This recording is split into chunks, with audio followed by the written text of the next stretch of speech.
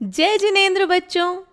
अरे देखो तो, सबके सब छोटी छोटी सी थैली और हाथों में लाठी लेकर ये कौन से माउंटेन से आ रहे हैं। चेहरे पर थकान है, नंगे पाँव हैं, फिर भी इतने खुश हैं। चक्कर क्या है?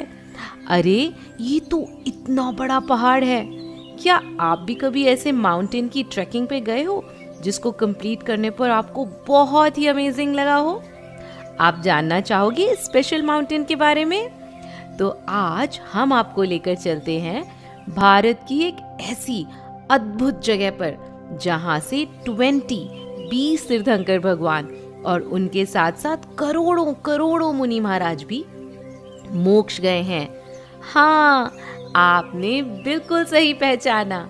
हम बात कर रहे हैं सम्मेद शिखर जी की। जिस किसी को भी सच्चा सुख चाहिए वो यहाँ की वंदना को आता है। ऐसा इसलिए है क्योंकि इस क्षेत्र से करोड़ों करोड़ों मुनिराजों ने अपनी सोल को प्योर किया है और मोक्ष पाया है। यहाँ आने वाले श्रद्धालुओं को एक विशेष, एक स्पेशल अनुभूति, एक स्पेशल फीलिंग होती है। उनके भाव बहुत अच्छे हो जाते हैं, मन एकदम शांत हो जाता है। यहाँ आकर तो हमें इतना अच्छा इंस्पायरिंग लगता है कि मानो भाव ही हो जाते हैं इस संसार से मुक्त होने के और इस जन्म मरण के चक्कर से फ्री होने के। यह पूरा शिखर जी का पहाड़ एक विशाल मंदिर जैसा ही है। इसीलिए तो इसकी यात्रा शुद्ध, प्योर कपड़ों में और बिना जूते चप्पल पहनकर ही करनी चाहिए। यात्री जो विजिटर्स होते हैं ना, वो सुबह अर्ली मॉर्निंग उठकर पहाड़ पर चलना शुरू करते हैं। आपको पता है, पहाड़ के ऊपर जाने का रास्ता 9 किलोमीटर का है। 9 किलोमीटर रास्ते में बहुत सुंदर सुंदर पेड़ और पानी के झरने भी आते हैं। सबसे पहले आता है गंधर्व नाला और फिर शीतल नाला, which is a water stream. उसकी आवाज़ तो मानो हर यात्री को आगे दर्शन करने के लिए प्रेरित करती है, उत्साहित करती है। इसके आगे चलकर आता है चोपड़ा कुंड और वहाँ तो एक बहुत सुंदर मंदिर बना हुआ है जिसके दर्शन करके यात्री आगे बढ़ जाते हैं। और 9 किलोमीटर की चढ़ाई पूरी करके पहली टोक आती है श्री गौतम गणधर स्वामी जी की। ये वो जगह है जहाँ से भगवान के पहले गंधर श्री गौतम स्वामी ने अपनी बॉडी को, अपने शरीर को छोड़कर सिद्ध पद को प्राप्त किया था। यहाँ के दर्शन करके मन गदगद, बहुत हैप्पी हो जाता है। यहाँ से बहुत सारे शिखर और टोंक दिखाई देने लग जाते हैं।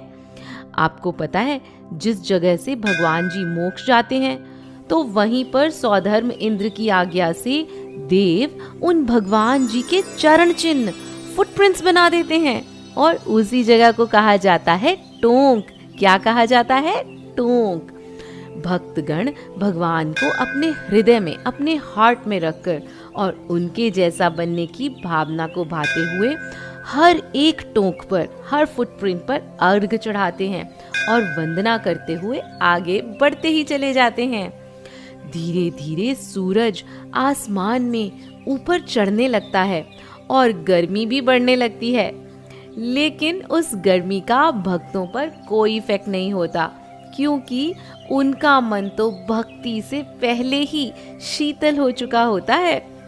वंदना करते हुए चंदा प्रभु भगवान की टोक आती है जिसमें की जो चढ़ाई है ना, वो बहुत ऊंची है, बहुत स्टीप है, मगर फिर भी थकान ही नहीं होती और ऊपर पहुंचकर एक असीम शांति मिलती है। कुछ भक्त तो यहाँ पद्मासन लगाकर भगवान का ध्यान करते हैं। उन्हें लगता है जैसे वो चंदा प्रभु भगवान के चरणों में ही बैठे हों। धीरे धीरे वंदना करते हुए आगे बढ़ते हैं और कुछ टोंकों के बाद तो अभिनंदन भगवान की टोंक पर बहुत सारे बंदर दिखाई देते हैं। आपको पता है एक सीक्रेट? अभिनंदन नाथ भगवान का चिन्ह तो बंदर ही है। उसके बाद अन्य टोंकों के दर्शन करते हुए सबसे लास्ट में पार्श्वनाथ भगवान जी की टोंक आती है। यहाँ तक की यात्रा टोटल 18 किलोमीटर की हो जाती है। कितने भक्त तो यहाँ बैठकर ध्यान करते हैं और चिंतन करते हैं, एनालिसिस करते हैं कि कैसे पार्श्वनाथ भगवान ने कमठ का घोर उपसर्ग सहा होगा, अपने अंदर के राग द्वेष बैड कर्मों को जीता होगा और भेद विज्ञान के द्वारा, मतलब आत्मा और बॉडी को अलग जानकर कठिन तपस्या कर कर केवल ज्ञान प्राप्त किया होगा। और फिर कैसे उन्होंने अपने सारे कर्मों का नाश करके इसी पवित्र जगह से मोक्ष प्राप्त किया होगा। पूरे पहाड़ पर आप कहीं भी ध्यान करें, आपको ऐसा आनंद आएगा, ऐसा आनंद आएगा जैसा कहीं और आ ही नहीं सकता। इसके बाद 9 किलोमीटर लंबा पहाड़ से नीचे उतरने का रास्ता शुरू होता है। सभी बड़े छोटे यात्री उतरते हुए भी यहाँ मिले एक्सट्रीम आनंद के बारे में ही चर्चा करते जाते हैं। कुछ को अपनी यात्रा सकुशल पूरी होने का सुख है, कुछ को अपनी भागती दौड़ती जिंदगी से परफेक्ट ब्रेक मिलने का सुख है, और किसी को अपनी आत्मशुद्धि का रीजन मिलने का सुख है। इसी तरह से भगवान की भक्ति करते करते, भजन गाते गाते, स्तुतियाँ गाते गाते टोटल 27 किलोमीटर्स की पैदल यात्रा पूरी होती है। ऐसे ही कुछ भक्त पूरे पहाड़ की परिक्रमा भी करते हैं, जो कि अबाउट 54 किलोमीटर्स की होती है। इससे रिलेटेड हम आपको एक बहुत इंटरेस्टिंग कहानी बताते हैं गणेश प्रसाद जी वर्नी जी की। वर्नी जी बहुत बड़े स्कॉलर थे। वो एक दिन पहाड़ की परिक्रमा लगाने के लिए अपने कुछ साथियों के साथ निकले, और कुछ दूर चलने के बाद तो वो रास्ता ही भूल गए। पहले यहाँ बहुत बड़ा जंगल हुआ करता था। हाँ, तो वर्नी जी सोचने लगे कि ये हम कहाँ फंस गए। चारों ओर घना जंगल, जंगली जानवरों का बसेरा, और ऊपर से इतनी गर्मी।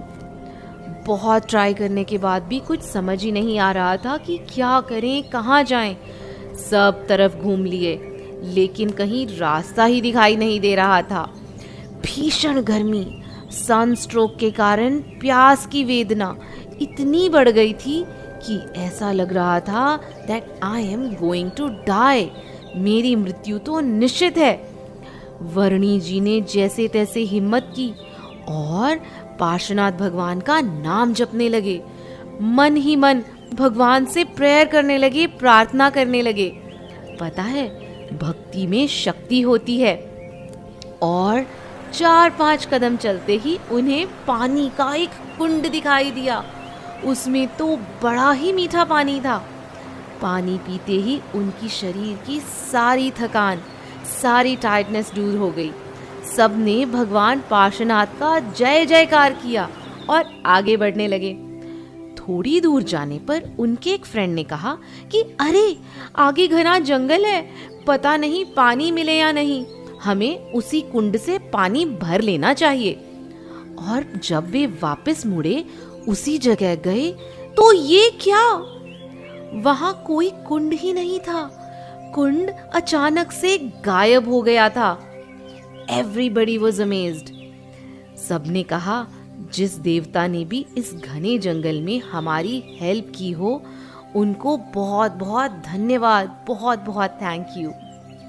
आपको पता है, शिखर जी के बारे में ये भी कहा जाता है कि भाव सहित वंदे जो कोई, ताको नरक पशु गति ना होई। मतलब कि जो भी सम्मेद शिखर जी की बहुत अच्छे भावों से, बहुत अच्छे थॉट्स रखकर दर्शन करता है, वंदना करता है, वो कभी भी नरक में या तिर्यंच गति में जन्म नहीं लेगा। इसके लिए हमें पूरे पहाड़ की वंदना करते समय अच्छे से नीचे से ही नियम ले लेना चाहिए कि हम पहाड़ पर जाकर कुछ भी नहीं खाएंगे, और भावना करनी चाहिए कि जैसे ही करोड़ों करोड़ों मुनिराजों ने कठोर तपस्या करके मोक्ष प्राप्त किया है ना, ऐसे ही इस पावन भूमि पर हम भी उन मुनियों जैसे ही संयमी बनेंगे, तप करेंगे और अपनी आत्मा को पवित्र करेंगे। तो जाएंगे ना आप भी ऐसे सिद्ध क्षेत्र के दर्शन करने, और करेंगे ना ऐसे ही पवित्र भावों से वंदना। जय जिनेंद्र।